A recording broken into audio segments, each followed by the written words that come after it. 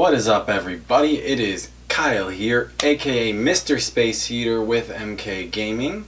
Today I am actually going to walk you through how to disassemble your Joy-Con.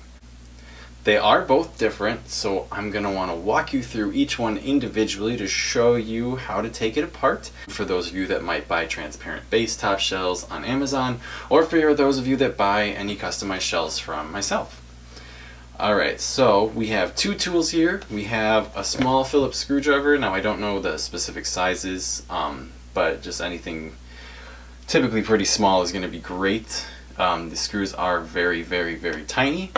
And then you also need a tri-wing, is what I believe it's properly called, where it's just the 3 prongs on top instead of the 4 like a Phillips, because that is going to take your screws off of the back of the Joy-Con. Everything else on the inside for the guts will take the Phillips. So we really just need the tri-wing for the initial step. Now, even though we're going to do one Joy-Con at a time, I am going to go ahead and start by taking all of the back screws out at once and kind of putting them in their own pile. That just is a nice easy step. It gets the one tool out of the way, and from there on out we can worry about the Phillips until we actually reassemble the controllers at the very end, which I'm actually going to do in a different video if people so desire. So anyway, we'll start with the left and go to the right after that. But for now, let's go ahead and just get all of the screws out of here. So when you're doing this, you definitely want to put a little bit of pressure and find those divots before you start spinning. Don't go too fast right away or too hard, just because these are pretty easy to strip, which honestly is more of an issue when you're actually reassembling them than it is when you're disassembling, but still it's good to be safe just in case, because if these are stripped, there is no way of getting the shell off without really doing some damage to at least one of the shells. I've been there on several occasions, and it's not fun. Alright, so I'm actually going to go ahead and take this guy and set him aside for right now. Now let's go ahead and do the left. Alright, now that we have all 4 taken out, we can go ahead and start opening this guy up. So when opening these, there is a very easy way to do it without being too fearful of pulling anything apart in the process, because the inside guts are very much connected only by a few strands, and each secured to each of these shells on the outside. So what we do is look at it from this view. As you can see, there are 2 shells, of course. The easiest way to do this is the taller side. When looking at it from this angle, put your pointer finger here, your thumb here, and you're actually going to pull apart using the inside strip here. So nice and gently, not too crazy, put some pressure with your fingers on the back to keep the whole thing from coming off. You kind of want to open it almost like a book. So it's going to go like this, and ta-da! Just like that. However, it doesn't open wide this way. That's just to click it off, because these will keep it from going anywhere. Don't tug on those too hard or they will come out, which is fixable. It's just kind of annoying. So the whole thing is going to fold open just like this. The first place to go from here is taking off this back shell. So this is where your Phillips screwdriver comes in, because now everything on the inside is just going to take Phillips. The tri-wing is only for the outer screws. So the first thing we're going to start with is a screw right here. This is a little tiny silver screw that we're going to go ahead and take out. And I do want to kind of let you know a nice little shortcut here in a second. It's nice to have magnetic screwdrivers so that the little silvers will hang on really nice. Just put all the silvers in their own little pile, just like you did for the outer screws. That way you know exactly where they are, and you're definitely going to want to organize these by color, which is the shortcut I want to come to here in a second. First though, when you do take off this back shell, there is a button here for when you remove the Joy-Con from the switch. Don't lose that either, so go ahead and put that with all your other supplies up here at the top. This shell is now disconnected, and you can do with it as you wish. I'm just going to set it aside for now. Alright, so as for this shortcut, or I guess it's really just a better way of organizing yourself here, is you're going to alternate colors in screws. And what I mean by that is on the inside of these there are 2 kinds of screws. There's the silver ones we just removed, and there are also slightly larger gold ones. you are actually going to alternate in your steps which colors you remove. So we just took out the silver screw from the back plate. We are now going to remove the gold screws, specifically 3 of them. For the left Joy-Con, 2 of them are actually located under the battery. To remove the battery, if you look at it from this angle, there is a little gap right here between the battery and the inside shell, or the inside housing, whatever you want to call it. Go ahead and stick your fingernail under that, pry up, and it'll pop up just like that. It is just taped down, so there will be a little bit of pressure there. Go ahead and pull it all the way off, but don't disconnect it again. Even though everything is fixable if it does come off, it is one more step that is just annoying and you will have to deal with. So, like I said, next up is gold. So these 3 gold screws are located here, here, and here for the inside of the left. First, I'm going to actually pry this out just using my nail. I'll push on it and pull up. It is kind of foam on the outside, so it's nothing crazy. You're not going to hurt it. Again, try not to disconnect it. This is actually your HD rumble. Woohoo! We're going to put that guy aside here, just because he's actually magnetic. So as I take out the screw, it'll stick to this, which again isn't a big issue. It's just a little annoyance that is easier to avoid. Go ahead and get these 3 gold screws out. These ones will not stick to magnetic ones nearly as well. Just a heads up, they are a little more dense. So let's get the 3 gold out. Alright, pardon me, I'm going to flip to get these out. Now I have my 2 screws. I'm going to put those with the rest. So at this point we've taken out the 3 gold screws. This inside housing, shelf, whatever you want to call it, again, do not disconnect. This is actually one of the more annoying ones to reconnect as well. But this will come up and you can just let it hang over here. Just get it kind of out of the way for you. Again, like I said before, we alternate colors. So now that I have removed another layer, we are going to actually deal with the silver screws. Before we get to that, make sure to remove your shoulder button here. Again, don't lose it. There are 5 silver screws on the inside of the left Joy-Con that you are going to need to remove. The first 2 are down here, and then the other 3 are up here. So let's start down here. We'll get these 2 out. And these 3. Oops, that one fell. I have lost these before. I'm thankful to have extras just based on mess ups in the past. But be careful not to lose any of these. They are incredibly difficult to replace.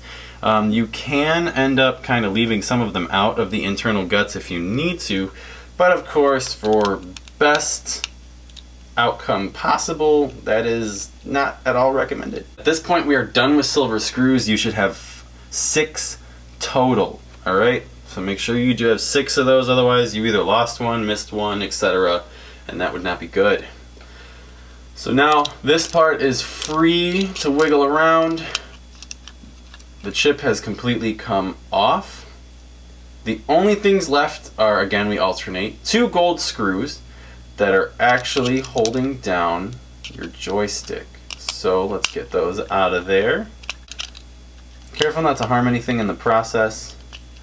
When trying to keep this stuff out of the way, you can always use a finger or something to hold this back. Get my screw out of there.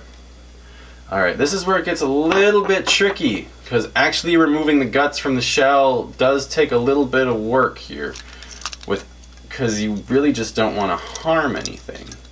So down here, hope we can see, we can start to see it coming out. You see that there's a black flap that is holding it there. That you'll just have to kind of squeeze out of the side. If you tear it, it really isn't the end of the world.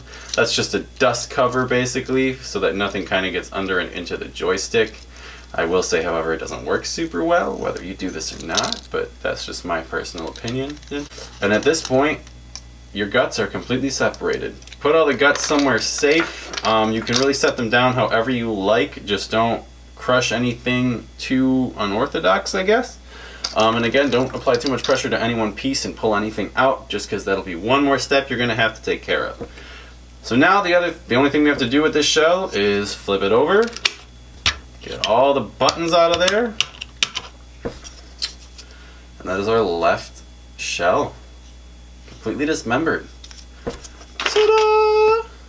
And there's all your guts. Now, If you already have other shells ready to go, you can just go ahead and start applying them onto here.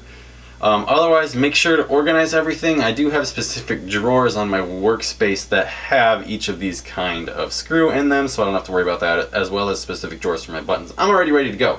But just make sure if you are going to store these while you have them apart, that you do keep them nice and organized. You don't want to lose anything. Again, that is very important.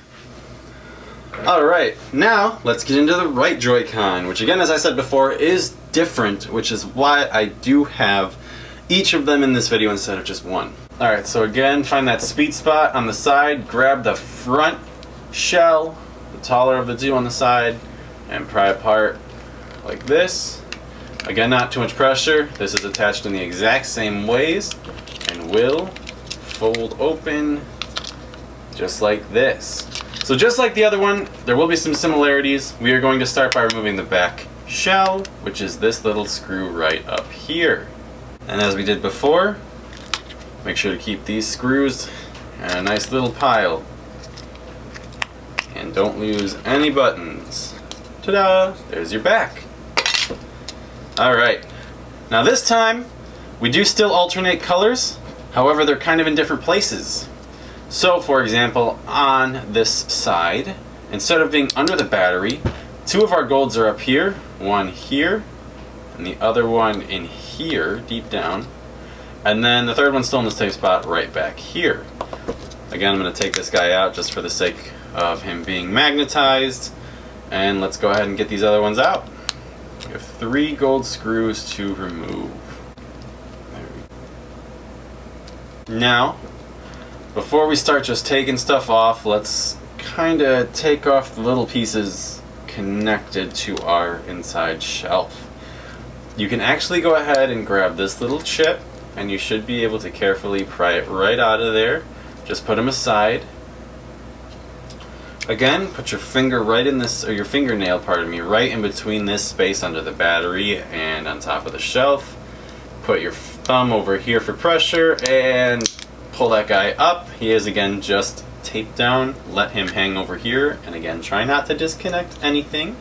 Now this shelf does come up, but it does not have nearly as much wiggle room as it did on the other side, on the left Joy-Con.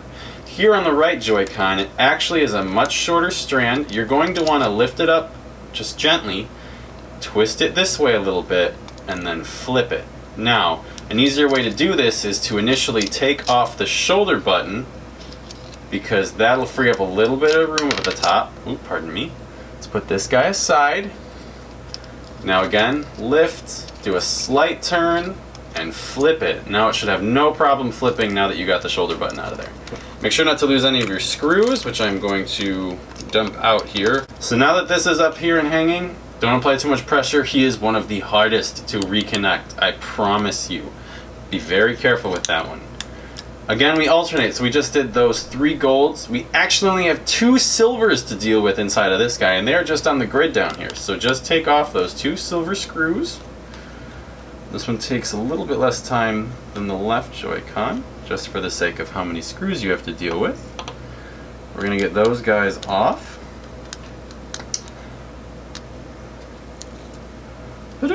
Alright. That was it for silver. We honestly can go right back to gold at this point, which is just, again, that joystick in the center. So take out your 2 golds and put them in the gold pile. Ta-da! So that is it for screws. I'm going to go ahead and set... Actually, kidding. Don't put the screwdriver down just yet.